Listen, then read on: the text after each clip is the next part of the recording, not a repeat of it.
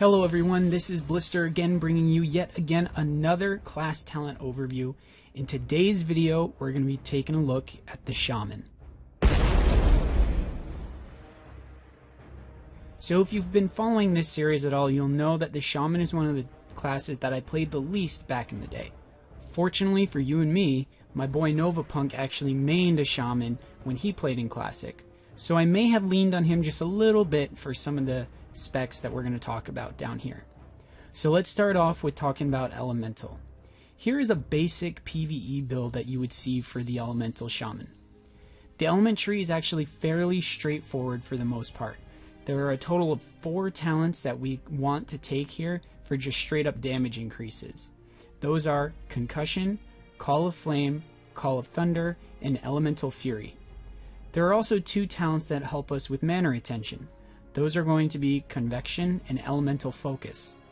Elemental Focus is similar to other skills that we've seen before with other classes like the Mage's Arcane Concentration or the Druid's Omen of Clarity.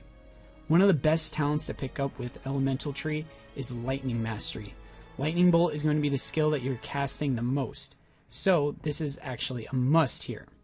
Additionally, it's nice to see a talent that brings a cast down by a full second rather than just a half a second. Then there is one defensive that we are going to need to take in Elemental Warding. A lot of people will see this and think it's more of a PvP talent, but given the fact that elemental resistances were a thing in Classic, this could allow the Shaman to skip out on a piece or 2 of resist gear if they had this talent. The only quality of life talent that we're going to take here is Storm's Reach. It's just going to let us hit the boss more often when we're jumping around.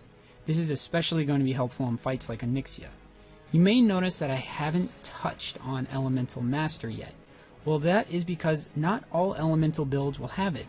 While Elemental Master is very good, there is another very good talent that we could pick up in the Restoration Tree. That talent is Nature's Swiftness. From what I could see, it's honestly a choice of preference. A lot of people will actually take Nature's Swiftness just based on the fact that it could be used for offensive or defensive situations. If we head over to the Resto Tree, we have our usual hit cap talent with Nature's Guidance. Once you hit the cap, feel free to drop this and put 3 points into something else elsewhere. We also want to make sure that we drop 5 points into Title Mastery. Like I said before with Lightning Bolt, this is just going to be great for our overall DPS. All Shamans, regardless of their build, are going to be using Totems a lot. Totemic Focus here is going to help us again with our mana retention. Improved Reincarnation and Totemic Mastery are nice quality of life upgrades here. Totemic Mastery could be argued that it's actually a DPS increase for other players in your party depending on what totems you're using. The last talent that we're taking here is Improved Healing Wave.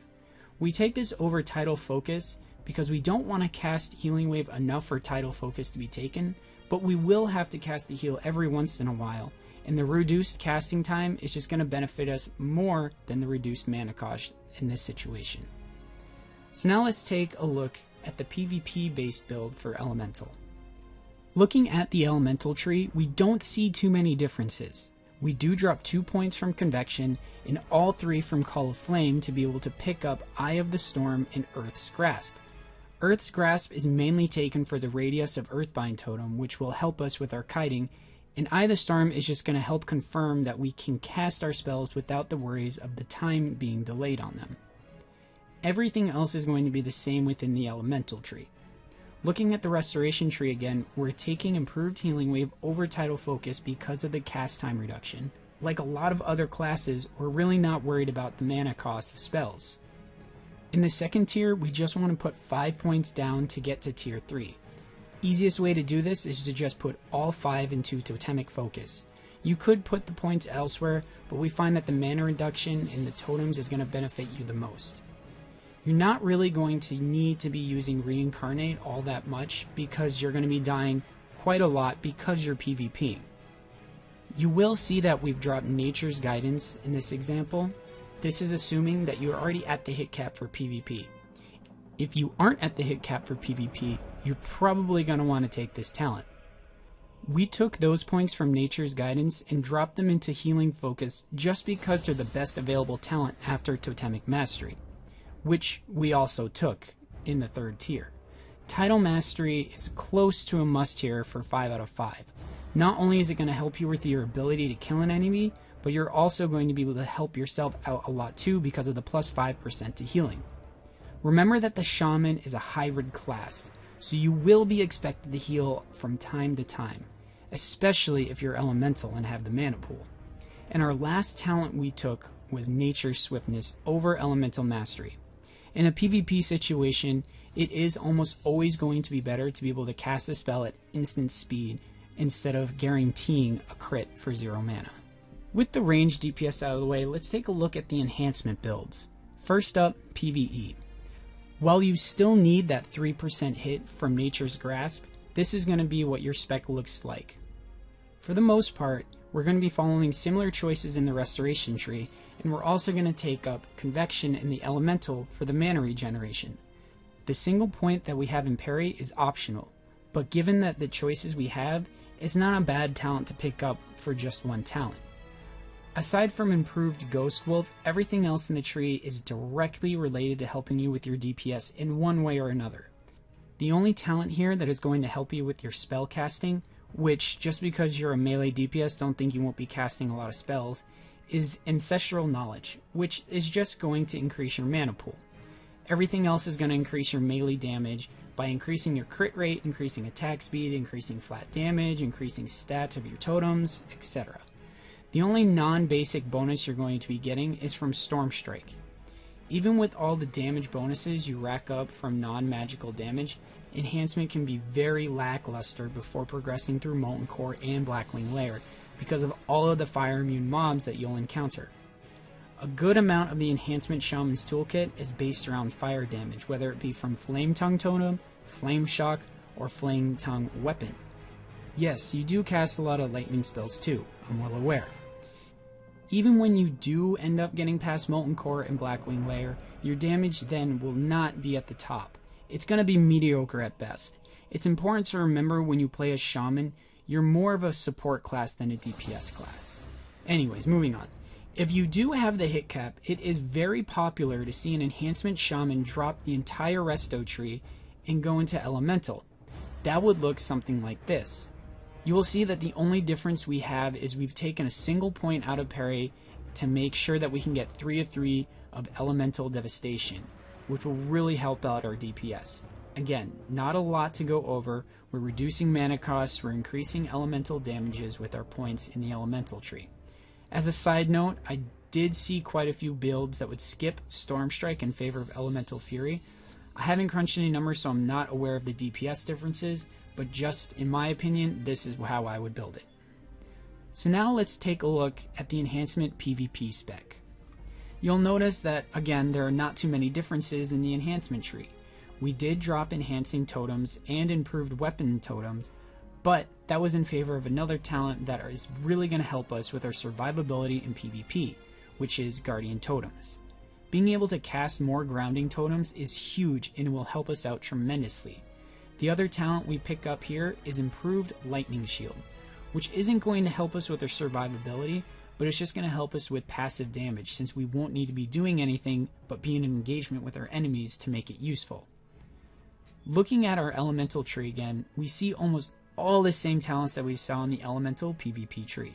The biggest difference between the two is Enhancement needs Reverberation. This is because you're going to need to cast a lot of Frost Shocks to slow down ranged players to be able to catch up and get into melee range. If you decide you would rather take the Resto Tree over the Elemental Tree for PvP, this is what your talent setup would look like.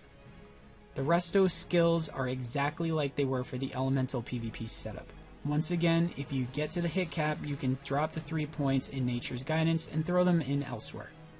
It is also worth mentioning that some people will take Ancestral Healing over Healing Focus for the armor benefit it gives you. However, I like Healing Focus for the chance of uninterrupted healing we get. The last build for enhancement that I want to go over with everyone is a very unpopular and not very well known spec, and that is the Enhancement Shaman Tank spec. Now, don't get your panties in a bunch and let me talk about this first. Yes, it is true that Enhancement Shamans had talents that would make you believe that they would be able to tank. This spec is not for main tanking raids. You can go in and certainly have fun in a 5 or a 10-man situation. Anyways, before I keep on rambling, here's what the build looks like. Before we get into the enhancement tree, let's take a quick look at our resto choices and elemental choices. Nothing should seem out of place here, all things that we've seen before. And if you're taking into consideration what this spec is trying to do, it all makes sense. More mana, hit chance, and damage reduction.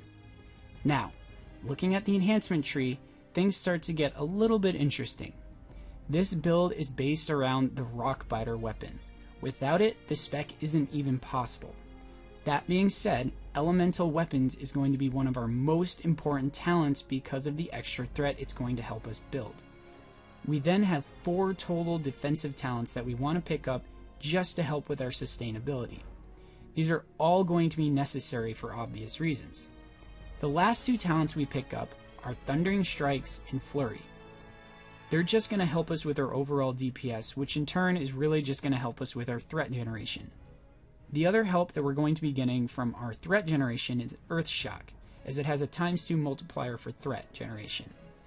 Knowing how well each downrange shock will work is very important for this spec. I don't want to get too in depth about that because we're just talking about the talents here, but if you do want to try out this spec, I would highly recommend taking a look at Totem Tank's guide down in the description. It's a very well written guide and will tell you everything you need to know about this spec if you want to try it. So now that leaves us with one last tree to go over, Restoration. Here's a peek at the starting PvE spec. This spec is very heavy into the Resto Tree. The reasoning for this is simply because the other trees don't offer much in terms of healing output for a raiding environment. Once your raid team has fights on farm, and healing is slowing down and becoming less of an issue, you will see a lot of shamans start to respec more heavily into the enhancement tree. This is because the shamans are usually split up throughout the raid group. The highest priority is usually putting one shaman with as many melee DPS as possible because of the totems only working for players in your group. That means the Resto's Mana Tide totem is not nearly as strong when you're grouped with 4 rogues. If you do go down the enhancement tree, you're going to be going down and specifically looking for talents like enhancing totems and improved weapon totems.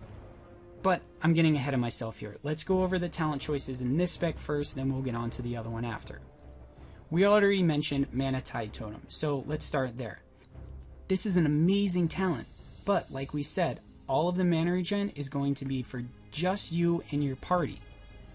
If the raid does end up having a shaman with a full healer group, they're going to absolutely love all of the extra mana that you're going to be generating for them. Nature's Swiftness is an obvious choice here. It's so versatile that it can be used in so many different ways.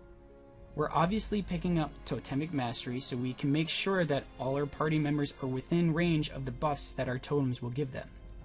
This will be especially useful when you are the designated healer for the melee group, but you don't want to stand on the boss's ass and get hit by his tail. We touched on Ancestral Healing earlier, but this is where the talent is really going to shine. You're almost going to guarantee that your tanks are going to almost have an extra 25% armor all of the time. Every other talent that we've picked up should be pretty self-explanatory. More healing, lowered mana cost, lower casting time, more mana base, etc. The only other talent choice I want to touch on here is Healing Grace. Healing Grace is great for when your tanks aren't able to put up large amounts of threat. But once your threat is no longer an issue, please feel free to dump these points elsewhere. I like to put them into Improved Ghost Wolf, and that's just because I like the movement speed. The last part I want to mention about this build is that a lot of people will ask about why did we skip over Improved Reincarnate. And in a lot of the builds we saw online, people did take it. But for us, it's because when you're in a raiding environment, you're normally going to have a Warlock and probably at least 4 other Shamans in your raid group. That's plenty of wipe protection. I personally don't feel the need for it, but a lot of people still take it. Now, getting back into that farm spec I mentioned, I couldn't find an exact example of what the talents were picked. All I know is that the talent spread is 0, 22, 29. I gave it my best shot, and with Nova's help I wasn't able to get much better than this. He was a PvPer, so this wasn't much of something he could help me with, so I gave it my best shot. Here it is. The most important part of this spec is having 2 out of 2 in improved weapon totems. That 30% bonus to Wind Fury is going to be immensely helpful for your melee DPS players in your group. We also take enhancing weapons for the same reason, but I do want to say that the benefit from improved weapon totems always outweighs the benefit from enhancing totems. I took the most defensive talents that I could with the rest of the enhancement tree just because of the nature of the build. You're going to be closer to the boss for your melee DPS. If you're not worried about the survivability, then you could easily drop Anticipation, Toughness, and even arguably Guardian Totems in favor of stuff like Thundering Strikes, Flurry, and even possibly two-handed axes and maces if you really want to troll somebody. In the Resto Tree, we're still going for the same types of talents. We just want to make sure we have as much mana reduction and healing increases as possible. And since this is a raid farm build, we can safely assume that our tanks aren't going to have any problems with threat, meaning we can safely remove Healing Grace from our choices here. And last but not least, the Resto Pvp Spec. You can see we picked up most of the important spells from our elemental and enhancement trees for when it comes to PvP. We have both Earth's Grasp and Guardian Totems, which will allow us to rely heavily on our totems to keep us alive as long as possible. Totemic Focus and Totemic Mastery from the Resto Tree are only going to further help us being able to do that. We also pick up Elemental Warding in the Elemental Tree for that extra 10% damage reduction from elemental damage. Improved Ghost Wolf is another simple requirement for PvP, just so we can get in and out of Ghost Wolf more effectively, so we can run away and heal, run away and heal. And then looking at the Resto Tree, it's just about the same as before. Nature, Swiftness, and Mana Tide Totem are going to be your big talents to pick up here. Everything else is just going to help by buffing our healing spells. Well, that's all I got for you guys on the Shaman front. I hope this was informative for you guys. Actually getting down into the different specs almost has me tempted to roll a Resto Shaman when Classic drops, but I don't know if I could ever betray my rogue like that. I know Nova would be happy though. Next up, we're going to take a look at the Priest, and then we're going to wrap everything up with the Warlock. And lastly, before I do go, I want to mention that Novapunk and I are streaming almost every night over on twitch.com/lessthanepic, starting around 8 p.m. Eastern. Come over and say hi. We'd love to hit you guys up and talk about stuff. We hit up multiple games every week. We play things from WoW, Overwatch, Portal Knights, PUBG. We're just all over the place with the different games we play. So make sure you swing by and say hi. As always, guys, take care, and I'll see you in the next one. Hey, it's Ratted here. Don't forget to hit that like button and subscribe as well. It really helps out the channel. We put out multiple new videos each week, and we appreciate all of your support.